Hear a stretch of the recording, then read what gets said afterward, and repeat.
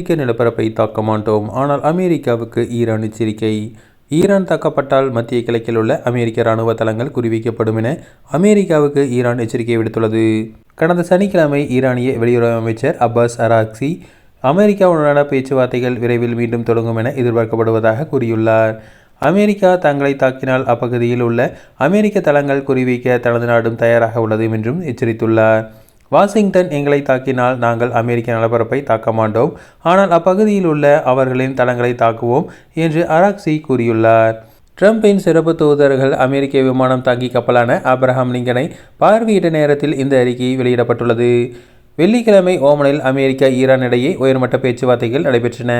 அடுத்த கூட்டத்திற்கான தேதி இன்னும் நிர்ணயிக்கப்படவில்லை, ஆனால் விரைவில் அதை நடத்த இரு தரப்பினரும் ஒப்புக்கொண்டுள்ளனர் என அராக்சி கூறியுள்ளார். அமெரிக்க அதிபர் டொனால்ட் ட்ரம்ப் சனிக்கிழமை அதிகாலையில் அடுத்த வார தொடக்கத்தில் மீண்டும் சந்திப்போம் என கூறியுள்ளார். இருப்பினும் வெள்ளிக்கிழமை ஓமனில் நடந்த பேச்சுவார்த்தைகளுக்கு சில மணி நேரங்களுக்கு பிறகு அதிபர் டொனால்ட் ட்ரம்ப் ஈரானுடன் வர்த்தகம் செய்யும் நாடுகளுக்கு கூடுதல் வரிகளை விதிக்கும் நிர்வாக ஆணையில் கையெழுத்திட்டுள்ளார். இந்த வரி எவ்வளவு என்று தெளிவுபடுத்தவில்லை, ஆனால் இது 25% வரை இருக்கலாம் என நம்பப்படுகிறது.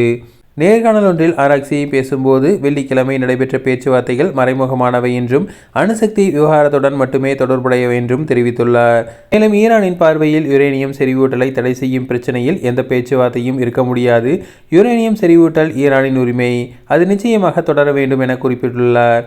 குண்டுவீச்சு மூலம் கூட அவர்கள் இப்பகுதியின் ஈரானின் திறன்களை அளிக்க முடியாது என்று கூறியுள்ளார்.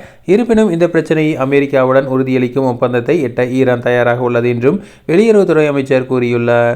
ஈரானின் ஏவுகணை திட்டத்தை பற்றி பேசிய அராக்சி, இப்போதும் சரி எதிர்காலத்திலும் சரி ஏவுகணைகள் குறித்து எந்த பேச்சுவார்த்தையும் இருக்க முடியாது, ஏனெனில் இது ஒரு பாதுகாப்பு பிரச்சனை என்றும் மீண்டும் வலியுறுத்தியுள்ளார். அரபு செய்தியின்படி ஈரானிய ஆயுதப்படைகளின் தலைமை அதிகாரி மேஜர் ஜெனரல் அப்துர் ரஹீம் முசாவி ஈரானுக்கு எதிரான எந்த ஒரு இராணுவ நடவடிக்கையும் எதிரிகளுக்கு பாரமாக இருக்கும் என்றும் அவர்களுக்கு குறிப்பிடத்தக்க சேதத்தை ஏற்படுத்தும் என்றும் கூறியுள்ளார்.